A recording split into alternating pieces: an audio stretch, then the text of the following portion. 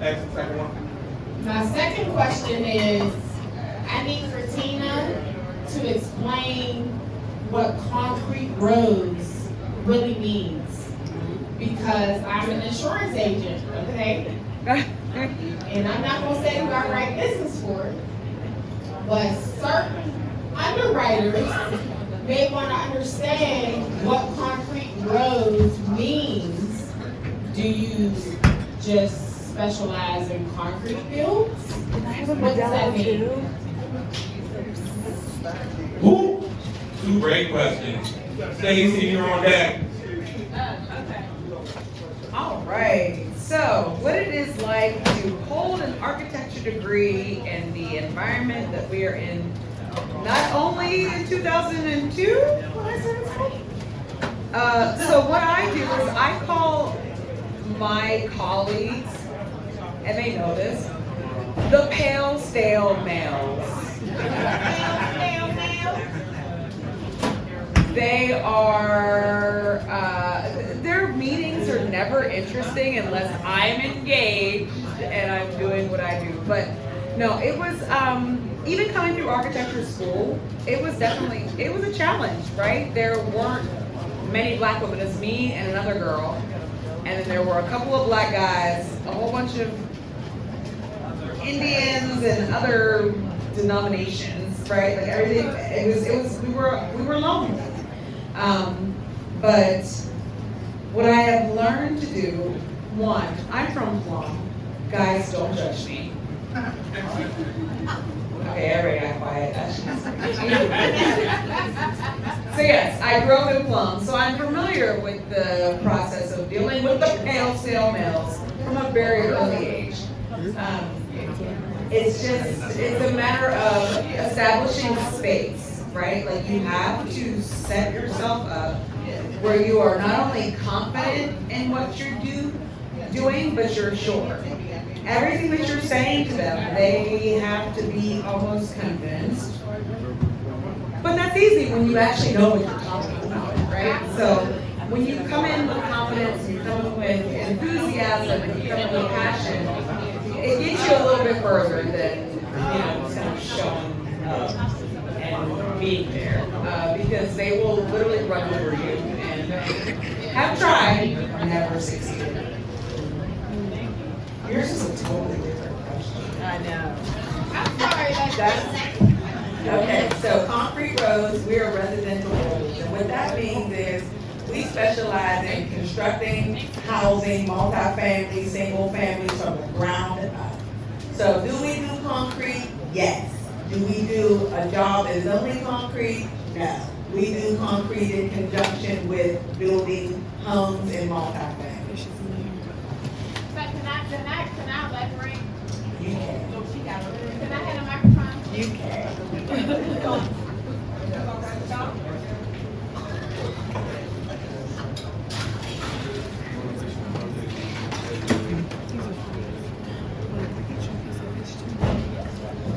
I actually found this out when my underwriter asked me, well, wait, what do you mean you're writing a policy for somebody who builds properties? Like, it sounds like they just do concrete. So I looked up the definition of concrete roads. And the definition is, a concrete road is a metaphor for a person or something beautiful that overcomes difficult, harsh circumstances to succeed. It represents resilience, hope, and strength in the face of adversity, often used to describe individuals who achieve greatness despite coming from a disadvantaged background. The phrase was popularized by the rapper Tupac Shakur okay? In his poem, The Rose That Grew from a Concrete Rose.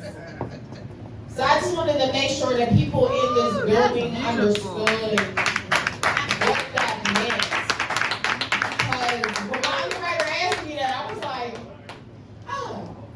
But when I looked it up and I understood exactly where you were going with that, I wanted to make sure that everybody in this building understood what you represent. Wow. Now you know Tina's a crier. Tina gonna be at the bar crying, bawling. You already the best insurance agent show. Yeah. Swear to God. What do you mean? Sorry for any other insurance agent. So after all that, I don't even want to ask my That's no matter. I got tears and not words. So my question is, because I have a big problem with this, and my husband can attest to this. How do you deal with success? No, let me rephrase that. How do you deal with the fear of success and the fear of failure? Because I'm scared on both ends. And I know God is going to do what He's going to do for my business, but I think that I should be further than what I'm doing. But I'm scared of success. I'm scared of failure, and I'm scared to leave this 9-to-5 job. Who's going to answer that, Tina or Alexis? Because they're over here. I'm trying to tell this man to eat my chicken. Tina's story is well documented. She may share it, maybe Lexi too, on how she left her 9-to-5. So I was in nursing for 22 years. And the last 7 years of my career, I segued over into the administrative part of nursing, which was the corporate part. And it was soul depleting. Working in that passive aggressive energy, you got to work twice as hard, you're making twice as less than everybody. It was just, I knew I didn't want to stay there, but I like you, what else am I going to do? This is, I done worked my whole life, I done worked myself up to this position I'm in, what am I going to do? And really, I worked until the minute where I just couldn't do it anymore, and I left it blazed, girl. I left it blazed fire. And I ended up, in that moment, I left, I had no plan on what I was going to do after the fact, so much so that I ended up losing my house, losing my car. I had to move in with my mother. I was 40 plus years old, moving in with my mama, and at the time, my now 21-year-old daughter was young. My mother thought I was losing my mind. And I knew I didn't want to do nursing anymore, but I wasn't sure what I wanted to do. What I will share with you is this. Just make your decision. Just decide, because I know now, see, it's easy now for me to say it, because looking back, all the doctors connected, I got some money shaking down, you understand what I'm saying? And when I first started out, and my mother was asking me for $50 in rent, and I didn't have it, it was a whole different thing. Now, you can't sit two fingers next to her, and she's like, my daughter's being annual. When I told her I was starting a construction company, she was like, you can't even give me $50, what are you talking about? So she just, I'm telling you, just make the decision. The universe is designed to give us what we want. And you gotta just decide and put your energy in it. And when it sounds crazy and when everybody's telling you what are you doing, just stay laser focused. I can only share with you what worked for me. I had to do it to a point where I told my mother, we do not talk about this anymore, because I don't have enough belief to get myself through it and talk you into it too. So just let me do what I'm trying to do. So I appreciate that, because I'm in nursing. And so, I appreciate that wholeheartedly, because today, where was I? In my office with the lights off, crying in the dark. Last week, it was 2 days crying. Today is only Monday, and I'm in my office with the lights off, sending more pictures. Like, look at me, I'm in this office crying, because the care is not there. I'm tired, I'm burnt out, and enough is enough. So, I'm coming back to you with the question I'm going to ask Tina, and then Jordan will have the next question. Oh, my bad. All right. You, then Jordan, and then the young lady with the black eye. All right, so I got you, TC, your report. So, because Lexi has a background and she went to college for architecture, right? So there's a level of, this is the industry I kind of want to go in. So you was a nurse for 22, 23 years. Did you know how to use a hammer and basic stuff before you started your company? I did. So I took construction. I graduated back in '92, and at the time, trades were in high school. And so I took carpentry class all 4 years. And at the time you graduated with what they called it a construction certificate.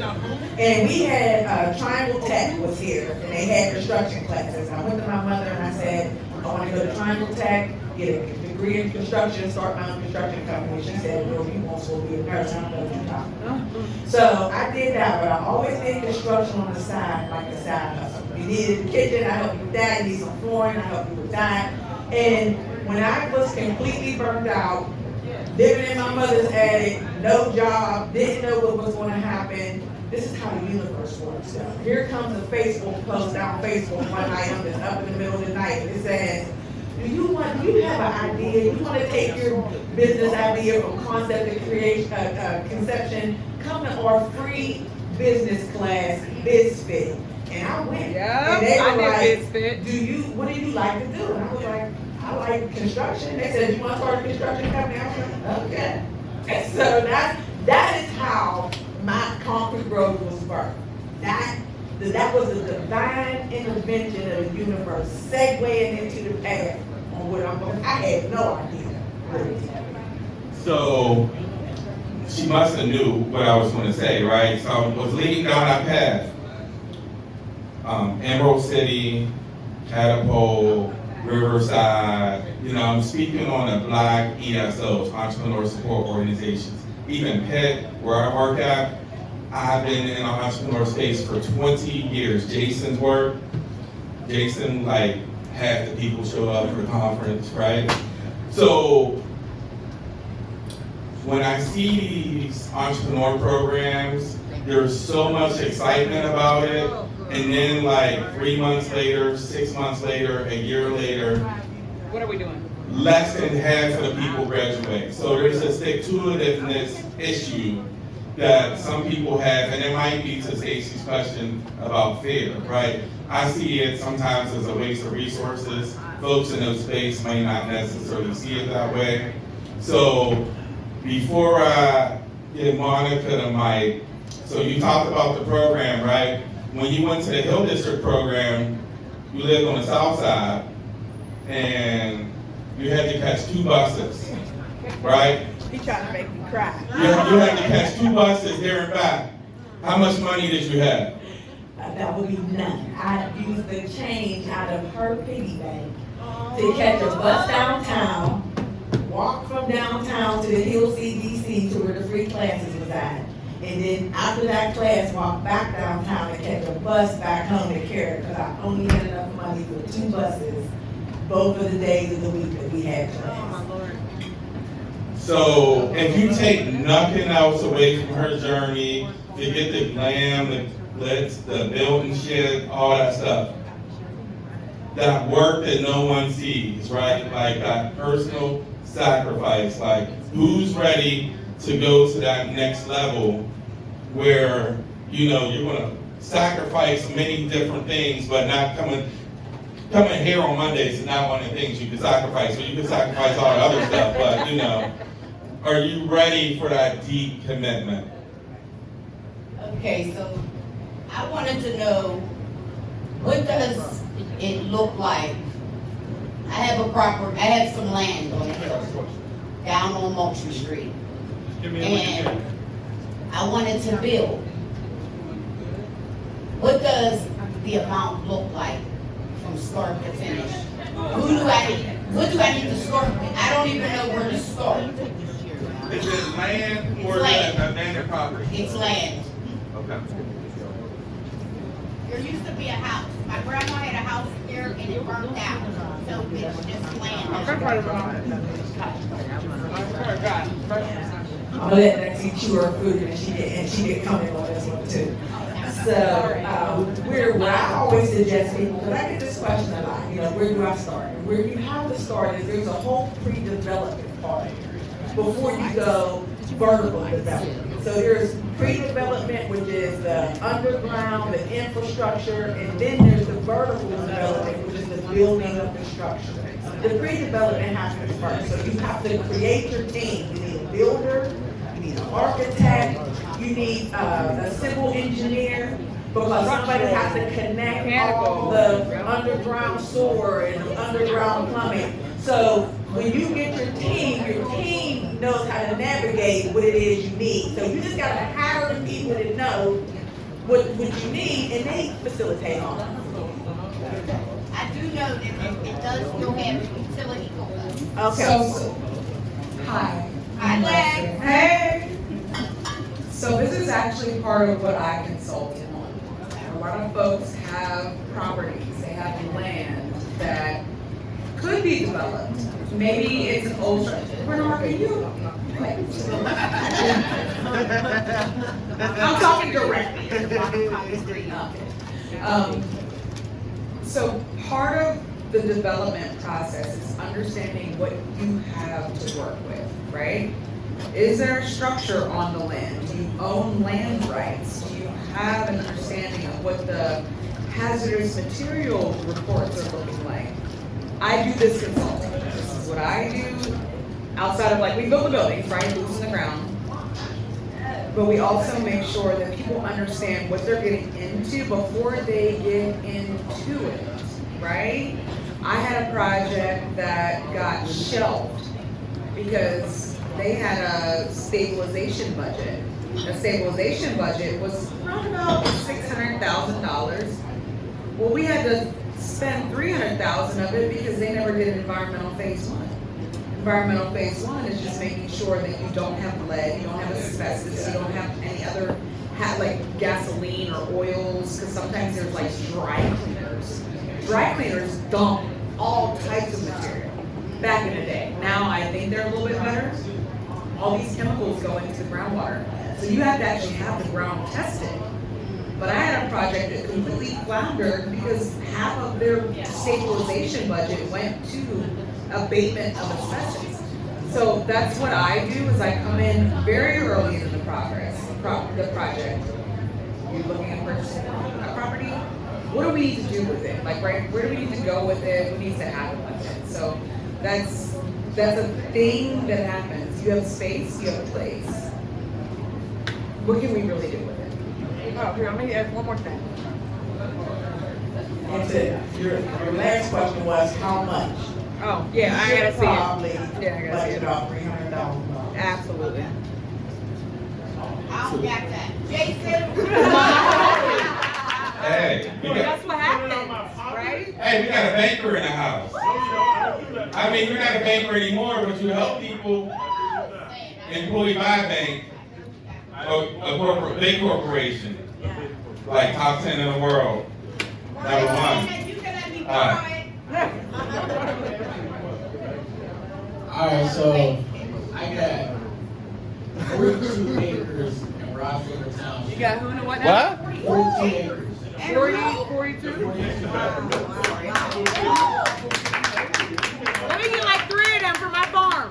Listen, so 4? Listen, are you take, is this a cooperative? Is this a cooperative? No, cooperative. You got to sign the paper first to saying I'm a partner.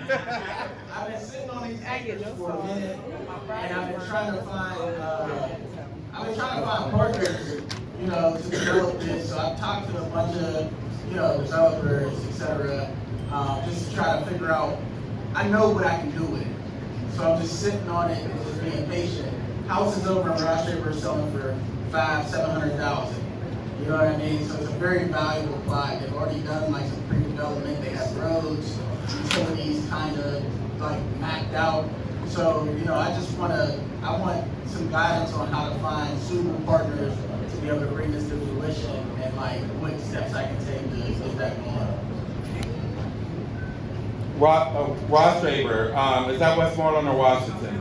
It's Washington County? No, it's Westmoreland. Westmoreland? It's over there, like. Does the bank, look at like those types of deals? Well, he said partners, right? I know, but partners still need money. Partners applies equity, so how much equity are you giving? So I have the funds secured to build. I need like a partner on the development side. What are you building? Single families. How many? I don't know. That's why I need that's what I need the developer side for. Like I have the acres, I have the funding secured, to build whatever it is that we're looking to build. Now we just need the final piece, which is engineers, architects, developers. Talking to the right people. You need a team. Gina! We can talk. I mean, I don't have an answer right now. No, I feel you. Jordan, you. Is it zoned for, are you looking to build single family homes or multi-family? Is it zoned for residential? Yep, and I got to end with the local politics out there. And So do you have it subdivided already?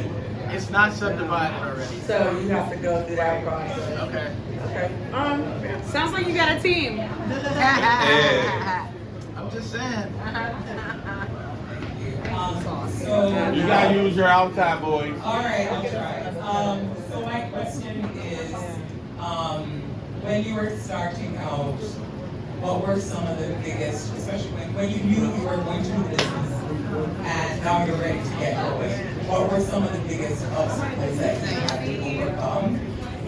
And in particular, I'm curious about the financing. For me, the position that I'm in is I'm just starting out in investing in rentals.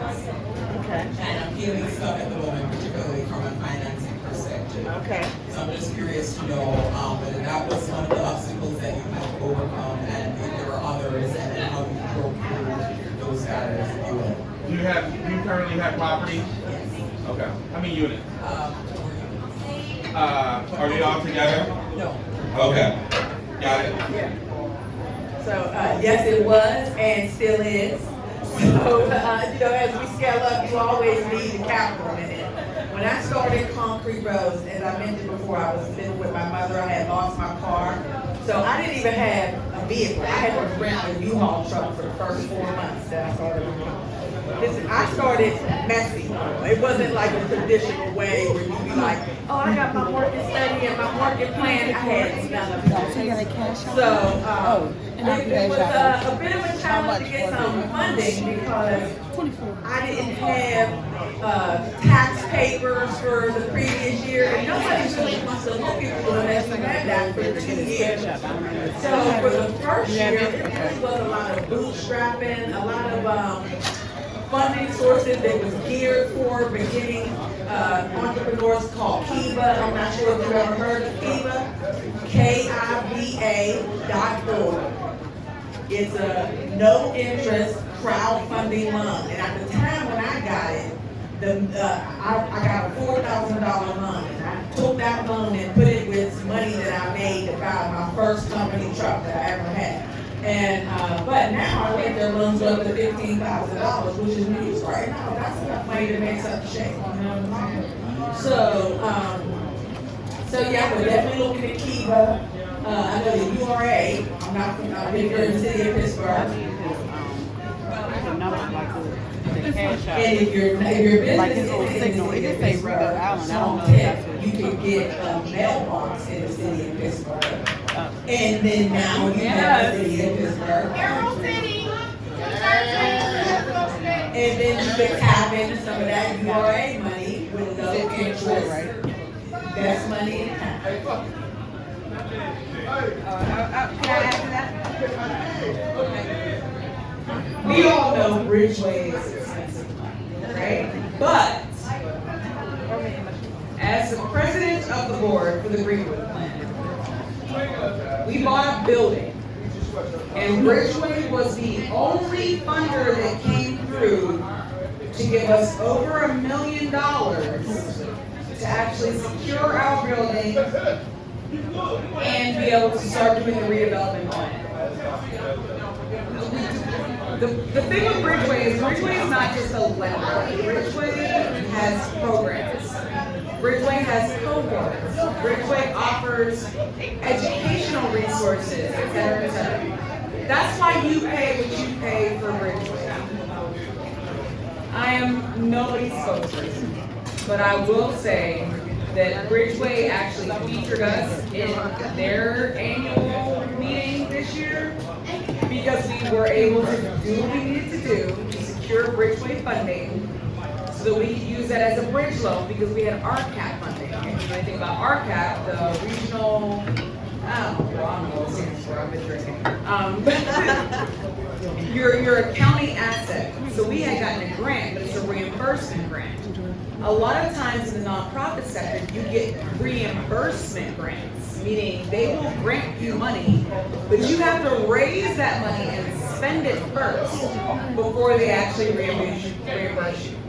And Bridgeway was one of the only organizations that came through that gave us over $1 million for Greenwood. And if you've ever been to Emerald City, you've been to Greenwood. If you've ever been, well, the third floor is being developed right now. If you've ever been to anything downtown at Boulevard of the Allies and Simcoe Street, they are loud. Next, who's your contact at Greenwood? I'll get you that. Okay. Did you go through, They're just pretty good. did you go through Sean Thomas? So Sean comes every time we request a draw. Sean Thomas comes and just he looks at everything. He checks, makes sure that we're doing the work. As the developer, as the builder of the space, Sean shows up and he's just like, I don't even know why I'm here. And I'm like, well, I told you I was building an elevator. And he's just like, okay, go. Yes, I'm moving on. Thank you. All right, so we got TC, then we have Jason, and then I think we'll take maybe a handful more questions, and then we'll just kind of, let folks kind of network together. Be quiet. Hey, President. Oh, hey. So, I will be speaking at Weston House December 18th. So my question is related to that conversation I had. I put a lot of intentional going to our school systems to talk to kids about budgeting, credit. We know financial education is now a hot topic in our state. So my question for you guys is, as people who have multi-million-dollar businesses, how do we get our youth to understand where the money is? And if I can kind of lead you to where I'm going with this, we have a lot of influences in their lives where they think being an athlete, doing these, social media is the only way they can get money of substance and substantial wealth. How do we get them to understand that what architects do, what engineers, developers do, is not only worthwhile, and because our communities are suffering because we don't see a lot of that Black representation. How do we start to intentionally put you guys in robotics? And I get tired of going into all these places where we only see maybe one or no minorities, but that's where the money is going, AI and things of that nature. We're great at using this technology, but we're terrible at being the ones that developed it and being the ones who benefit off how the bulk of it runs. So kind of how do we get our youth engaged into the fields that are actually generating millions of dollars instead of them only leaning towards the things they see by our society? If that makes sense. I gotta set it up. Jason, you're next. So technology advances very quickly, right? We've noticed even the changes in AI and how they couldn't get the hands right, to now it being almost seamless and perfect. That's not my expertise, but what I can say. No, I mean like what you do. How do we get Black representation? Right, that's what I'm saying. We gotta pay attention more. We have to have media literacy. We have to have technology understanding. The schools, they're gonna do it. I don't trust this administration to do really anything with our kids. So that puts it on us. as a parent. I have a soon-to-be 20-year-old, I have a soon-to-be 17-year-old, and I have a 10-year-old. And I have to take a lot of initiative to make sure that like my kids understand, hey yo, bro, that was AI. Like that was fake, that wasn't real. But teaching them things, because we have to do some research too, right? We can trust the schools, but I don't trust the school districts right now. I don't trust the Department of Education, because they are completely dismantling to teach them any of this. And I feel like there's a reason why they're doing what they're doing and the way they're doing it. AI can't read cursive. Let's just be real. AI cannot decipher cursive script. Every single one of us, if we were to write in cursive, has our own style, and it's like our signatures, right? AI can't read it. What did they stop teaching in schools? Cursive, right? We as parents gotta own this shit. Them schools ain't gonna do it. We have to teach them. So, as far as technology goes in our industries and what we do, yes, it's there. It's going to be there. And they can learn the basics ins and outs of how it impacts the built environment or healthcare, technology, our minds with our therapy and psychoanalytics. But the reality is we as parents have to know a little bit, a lot of it more about what our kids are exposed to and what the technology is doing to our kids in order to really, really get them on the right path. That had nothing to do with construction and development, but that's just how I feel. But you got kids, I ain't got kids. I got a bunch of kids. Like I got a bunch of them. So when you look at it in like a whole perspective, it seems like a big, huge task to do. You know, like when you say, how do we get the youth? And then you look at all the millions of youth. Like I remember hearing Nelson Mandela say one time, the world could be cleaned a lot faster if everyone would switch their own position, right? So, whereas Lexi is familiar in the tech area, and I'm familiar in a certain area, and this young lady may be familiar in a certain area, stay in the lane you're in, and use what you have, because what you have is enough. And you reach out and you make a difference where you are. Start with making a difference where you are. That's how we start. It doesn't have to be this huge, big, grand, let's switch over 10,000 people. Just start with the kid that's next to you tomorrow. And start with where you are. And that's how we do it. Give me that microphone. Don't worry about it. I got you, bro. So my question is this, to either of you, can you describe how you leverage tax credits in your industry, and then how you use your network of professionals to bolster your industry? So for me, what I realized early on, starting with very little capital, tax credits are a fantastic avenue for development. You gotta have money. And I didn't have that. So I utilized, I found a dish in my area, 15 to 25 new bills at a time where I didn't have to utilize tax credits. So that's my niche. My new bills are between 8 and 15. My houses that I build at a time is between 10 and 25. I work in segments where I don't have to tap into tax credits because it just requires an amount of capital that I just don't have, nor do I have the desire to try to do. Tax credits are a thing. One thing that I've been working with Juan Garrett over at the RCI as far as the back end side of construction, right? Most people get into construction because they're really good at tile. They can install windows, maybe they know a little bit of framing, right? But that back end side of it, understanding AI, understanding tax credits, all of this stuff comes into play to be able to take on larger scale, governmental funded, state funded, county funded, et cetera, projects.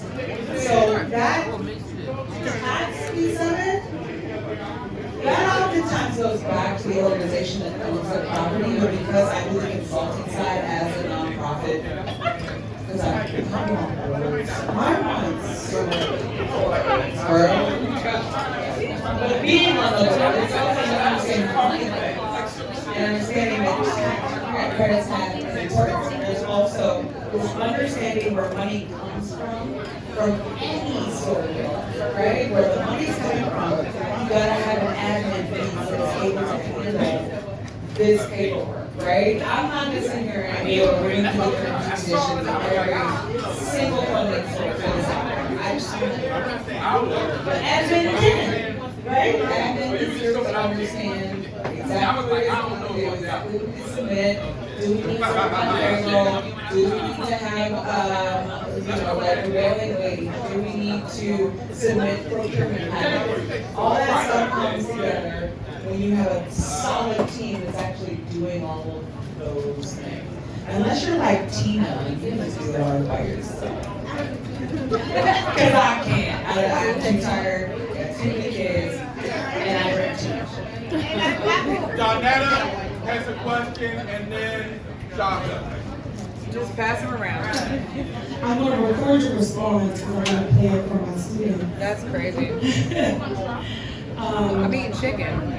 I am the embodiment of one of the most famous questions. When will I ever need this? When will I ever need this? Okay?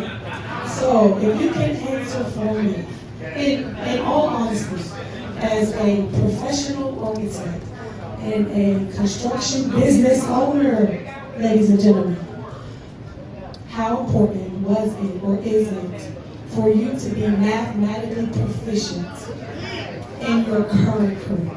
Obviously, did you need anything that you learned? But how important is it or was it for you to be proficient? You take it. I'm a gun. You need your geometry. I'm an architect.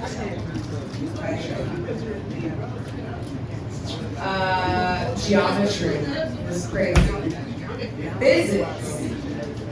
When you look at a building and it's standing straight up like this, there are multiple forces that are impacting that building. It could be torque. It could be torsion. It could be gravity. It could be wind loads. We have to be able to calculate all of the things that will potentially impact this building based on that. Let's take it, that's physics, right? I don't know how old they are. Maybe they're a little younger. Fractions. You want to measure something? Go ahead and frame something to be a ½ inch short. Because you don't understand the fractions of an inch. 1/4 inch, 1/8 of an inch, 1/16 of an inch, ½ inch, 5/8 of an inch, 7/16 of an inch. We have to understand all of these fractions and how they actually tie together. Because if everybody is measuring something different, and each of them are a ½ inch off, well, guess what gravity's going to do? Drop your building. Guess what torsion is going to do? Drop your building. Guess what torque is going to do? Drop your building. Every single piece of these things are important. You have to understand them. I had a drywall guy. He was like, oh, it's 18 inches and 3 lines.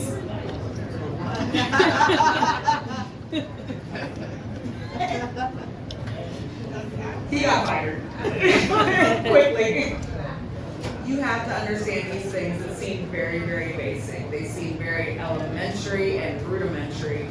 But as you proceed and as you progress, you will see how those things that you learned in 6th, 7th, 8th, 9th, 10th, 11th, 12th grade truly do impact every building that you stand in every day. Imagine that architect or engineer being like, oh, a ½ inch, Man, it's fine. Yeah, no, y'all are in trouble. It's gonna fall off. That's right. Okay, so that is without a doubt a necessity in building business. So let's talk about this money. So everybody always wants to say, oh, I want to get in business. And what's the one milestone everybody says? I want to make $1 million. So when you make your $1 million, how much of it is your profit? If somebody says, oh, okay, you can make $1 million and you're gonna make 10% profit, do you know what 10% of $1 million is? So the numbers is what matters in the end. That's how you figure out it. You can have a company where you make $5 million a year, but what did you make in profit? That's what you need to manage. That's what matters, because making $5 million, but it costing $5.5 million to be a business means you lost. Everybody's underwater. So now you need to know the difference between profit, loss, percentages. So math is necessary. Not only is it necessary to make sure what you build is structurally sound, it's necessary for you to understand what your money looks like on your end. Thank you. All right, so that's great. Ashley, can you grab the mic? You want to take it to the back of the bar and give it to Shaka? Shaka has the first of the last 3 questions. Shaka. So after Shaka, we're going to take 2 more questions and we're going to wrap up. So I'm not necessarily going to say that this is a question, but it's kind of piggybacking off of what Tyler asked. And I'm sorry, sweetheart, what's your name? Donetta. Donetta? Donetta, you might want to record this for your students. So, I'm a Gen Xer. I grew up, my parents said you gotta go to college. You gotta get you a college degree, business degree, whatever it is, whatever type of degree, you gotta get that in order for you to be able to succeed in life. I said the same thing to my children. Get a degree, go to college, go to college, go to college. Or education.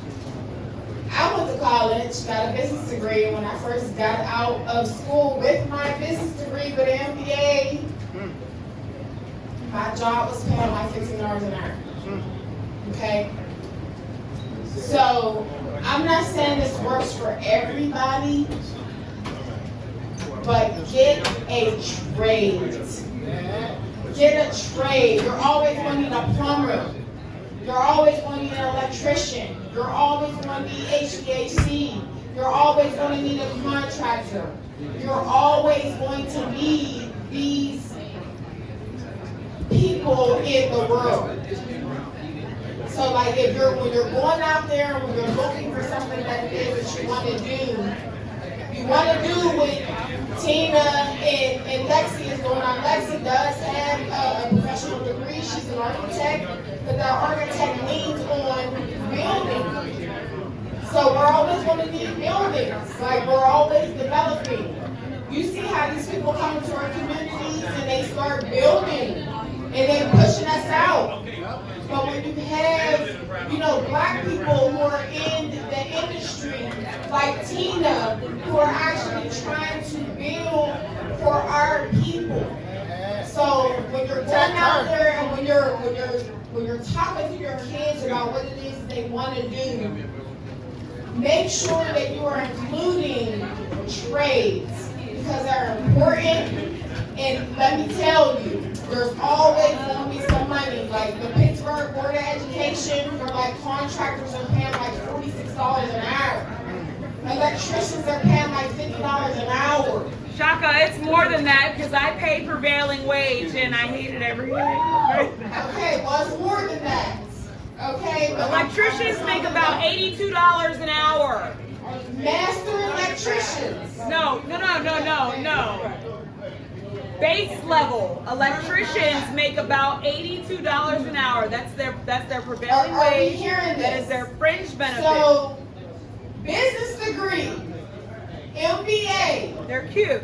Coming out, getting a job. I was offered $15 an hour. Like what, bro? Like I owe like $180 in goddamn student loans. So like I'm telling y'all, like we were fed this American dream, go to college gets us education, get you a trade. Get a trade, because it doesn't matter what's going on in this world. And I see y'all know what's going on in the industry right now. They're trying to take away, accreditations for nurses, for teachers, for physical therapists, for social workers. All these things are trying to take away your professional degree. Get you a trade. Teach your kids to get them a trade because it's always going to be needed. So, I'm sorry, I don't have a question. I just want to put that out there because I got some people here and I just want to make sure that you guys know where we're headed in this administration. So, I love y'all. Thank you. Wow, that's great. Is there a final question? One final question. And I'm actually add on to a little bit of what Shaka said. My oldest son had a rough first year at Duquesne and lots of money. And when the semester ended last April, I said, I'm gonna get you a temporary job at Pitt. So it's a temporary housekeeping job. He just turned 19 in August. He just surpassed his 6-month probation. He's now making, as a 19-year-old, over $21 an hour, full benefits. And the kicker is he has 401, all that. And now, if he decides to apply to go to Pitt, he only has to pay 10% of the tuition, right? So definitely need to take advantage of these things. And full transparency. Sometimes our kids tune us out, and sometimes my son tuned me out, but sometimes I don't think they realize I'm like one of the most connected people in this whole region. So I don't even say nothing to him because his supervisor, his big supervisor, I have so many people around him who probably he don't even know I'm connected to. And some of those lessons that I feel like they ain't getting from me, I have the same people telling them the same shit over and over. So you definitely have to use your village. As long as the message gets across. Yeah. All right, last question. Yes? I figured you wanted the money. I'm just curious to know your process for finding the right people, the right team, right? Whether it's a partner or whether it's a trade person who's working with you, etc. Like, what is your process for that? Because I'm the struggle bus with that. Oh, you want to drink? Okay. That's a great question. That's a great question to close out on. Ultra and a water, ice water.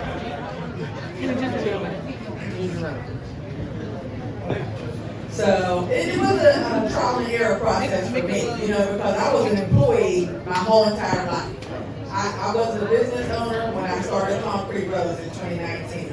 So I failed my way through a lot. I hired a lot of wrong people, and I developed my process as I went along. And as I'm growing in this space and just in becoming a business owner, I'm learning that you have to find people that can align with your mission, right? So not so much just, this is the sister right here, I'm gonna hire a sister right here.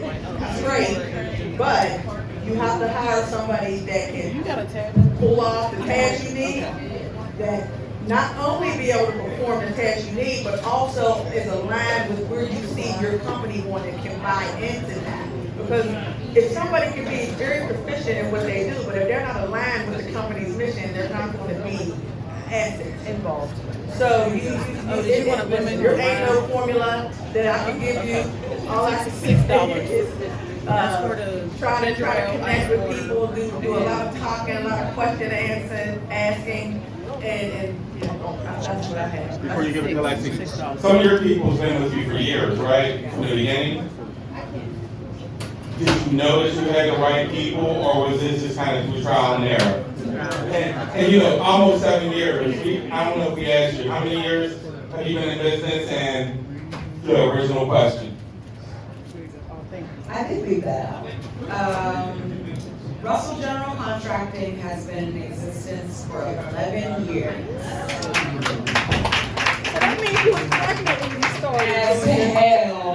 Wait. And let's not get this tore down.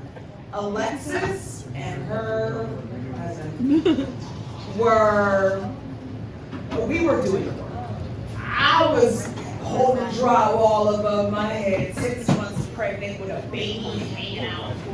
You know how I got this baby out? I laid a bathroom tile and I did squats on a bucket trying to get this child out.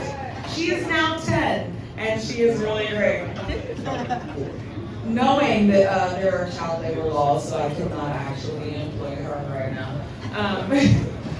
The process of finding skilled staff is tough, and that's any industry, right? There is going to be trial and error. I don't know if you really can even conceptualize the number of people that I brought on in a temporary, right? Like, you're in a probationary period. I'm not putting you on payroll. You gotta prove that you are worthy paying taxes for you to be here. And I've lost a ton of people that way, but I do have a solid 5 guys. We do a lot of subcontracting, but my core 5 have been with me for years. And How many total do you have before you get to the size? total we have is about 8. Okay. But that is like my direct payroll. Like, I provide them benefits. I give them their PTO. I get, like, they have all of the benefits of being employed by an employer. But I got about 40 subcontractors that I only hope that I am paying them enough based on their bids that they are able to provide. But it is definitely a trial and error thing. Don't think you gonna hire 5 people and have 5 solid employees. You can hire 5, you may get 1.5. It truly stick down. Going back to you. So how many employees do you have and subcontractors? So as far as employees, we have a very streamlined team. It's myself, project manager, operations manager, and administrative assistant. And then I hire small companies as subs for everything I do. I make a point that right now we're at 95% minority participation on our current contract. But I make it a point to use Black small companies. And I also, using smaller Black companies, you have to provide extra assistance, help them out with paperwork, supplier access, things like that. But that's okay, because that is the work to make sure that we all get the scale up together. Y'all need a social media manager? Yes, sir, I do. Yes, sir, I do. I fired you before I hired you. These two ladies right here. I thought we were done, but the big guy told me he needed the mic again. But listen, you talk about whether school matters and stuff they're learning is going to matter. But if they're going to be a business person, it's going to matter because if they're coming to get money, everything works off ratios. So that's where the math works, right? If you come to us and want to borrow money, you have to show us how you're going to make money with our money because we want it back, right? So that's where that matters. They also, school is a social network as well, right? So for business people, you got to be somebody's person for everything. You got to have someone for everything. Don't try to do everything by yourself. So school isn't about the ABCs and the math, but it's also the social network for the children as well. So those things are going as well.